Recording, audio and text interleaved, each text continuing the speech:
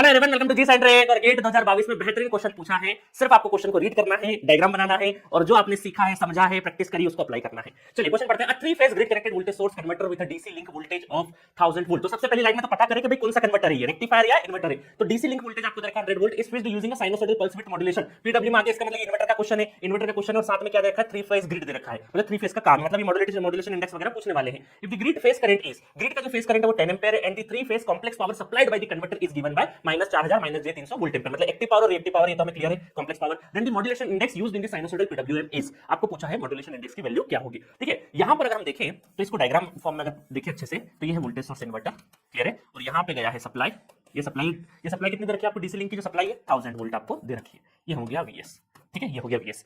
उसके बाद जो लोड है ये एक्चुअली ग्रिड है हमारा, क्या है ये ग्रिड, GRID ग्रिड, ठीक है, थ्री फेज ग्रिड आपको गिवन है, क्लियर है। अच्छा, इसका फेज करंट भी आपको गिवन है, फेज करंट, ये फेज करंट आपको गिवन है कितना, 10 एम्पीयर। और फेज करंट अगर कुछ भी मेंशन नहीं तो बाय डिफॉल्ट आरएमएस होता है। क्या होता है बाय डिफॉल्ट, ये हमारा आरएमएस वैल्यू होता है, इस चीज का ध्यान रखना है, क्लियर है। और ये जो कन्वर्टर है ये सप्लाई कितना कर रहा है, ये पावर सप्लाई कर रहा है, मतलब एक्टिव पावर और रिएक्टिव पावर यहाँ पे सप्लाई हो रहा है ना। माइनस प्लस का लोड लेने की आवश्यकता नहीं, क्या साइन होगा क्या नहीं होगा। तो ये पावर सिस्टम का क्वेश्चन नहीं है, ये पावर सिस्टम का होता है डेफिनेटली हमें साइन पे बहुत ज्यादा फोकस करना होता है। बट पावर इलेक्ट्रॉनिक्स में साइन को लेकर बहुत ज्यादा वरी नहीं होना। एक्टिव पावर है वो दे रहा है, इस वजह से ले दे रहे हैं, उस वजह से एब्जॉर्प्शन, पावर डिलीवर एब्जॉर्प्शन का जो कांसेप्ट में नेटवर्क थ्योरम बताया वही लगेगा, बट उसका काम नहीं, यूज नहीं होगा, यूज केस बहुत ज्यादा यहाँ पे नहीं है।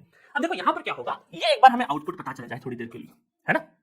तो यहां पर पर फेज बनाया, ये पर फेज डायग्राम है, तो यहां पर पर फेज वोल्टेज भी होगा, पर फेज वोल्टेज भी होगा और यही पावर इसको जा रहा है। मतलब एक्टिव पावर ये हम ये बोल सकते हैं कि 4000 आपका एक्टिव पावर है और किलोवाट में है ना, और 3000 रिएक्टिव पावर जा रहा होगा। और यहां पर ये जो आउटपुट वोल्टेज है, अच्छा अब यहां पर चीजें क्या है कि सिंपल आउटपुट वोल्टेज नहीं है। अब ये थ्री फेज कौन सा है हमारा, थ्री फेज, और यहां पर साइनसॉइडल एसपीडब्ल्यूएम टेक्निक है, एसपीडब्ल्यूएम टेक्निक है। तो एसपीडब्ल्यूएम टेक्निक में हमारे पास जो फेज वोल्टेज आउटपुट का जो फेज वोल्टेज होता है और वो भी काई में होता है, फंडामेंटल का, काई का होता है वो हमारा फंडामेंटल का। और देखिए गाइस, जो एक्टिव पावर है उसमें जो कंट्रीब्यूशन होगा फंडामेंटल कंपोनेंट की वजह से ही होता है, ठीक है। तो फंडामेंटल कंपोनेंट आ गया हमारा फेज वोल्टेज और ये आरएमएस वैल्यू है। तो हम लोग अगर नॉर्मली अगर पीक वैल्यू देखें हमारी, है ना, पीक वैल्यू, क्योंकि ये हम काय में निकालते हैं, पीक स्टैंडर्ड फार्मूला अगर हम देखें हमारा जो हमने पढ़ रखा है पर फेज, तो ये हो जाएगा हमारा ma into vs by 2, ma into vs by 2, ये हो गया पीक। अच्छा, इसको आरएमएस में कन्वर्ट करें तो इसको अगर मैं आउटपुट फंडामेंटल पर फेज को ही फंडामेंटल आरएमएस में कन्वर्ट करूंगा तो ये हो जाएगा ma into vs by 2 और नीचे √2, है ना। ये पीक वैल्यू मैंने आरएमएस में कर लिया, बिल्कुल सिंपल सा फार्मूला है।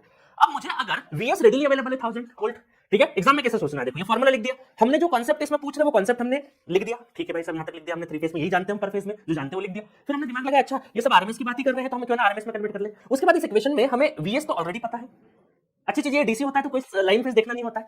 ए में हमें पूछा है मॉड्यूलेशन इंडेक्स की वैल्यू पूछी है, ये अगर निकल जाए तो काम हो जाएगा। इसको निकालने के लिए हमें पावर की इंफॉर्मेशन दे रखी है, इसको निकालने के लिए हमारे पास क्या इंफॉर्मेशन है, पावर की। अब देखो इसको निकालने के लिए हम पावर की इंफॉर्मेशन लेते हैं, तो पावर की इंफॉर्मेशन में कलर चेंज कर लेते हैं, थोड़ा सा कलर चेंज कर लेते हैं। तो